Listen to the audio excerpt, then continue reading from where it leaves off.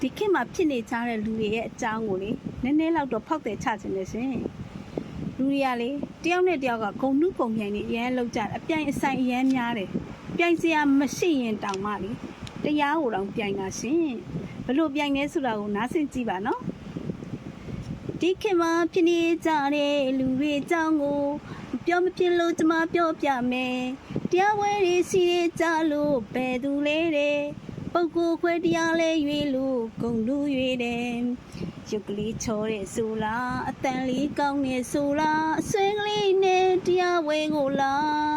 တရားဝဲပြီးသူဒိဋ္ဌိမကွာတရားတော့နာတရားမတွေ့ပါသူတရားမတွေ့ပါဆရာတော်ဟောတာကောင်းနေ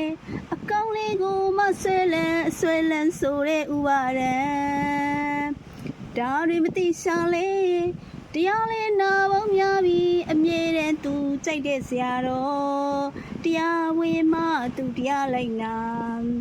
ဝိပဿနာတရားလိုက်စားလေမဟာစီမာတယ်တချို့ကတော့မိုးကုတ်ကြိုက်လို့ပြိုင်ရင်းကြတယ်တို့ကတော့တရားစခန်းဝေးမှာဘာဝနာပွားမယ်တို့ပရိသတ်သမုပ္ပါတရားမှာတကယ်နာရှင်းနေ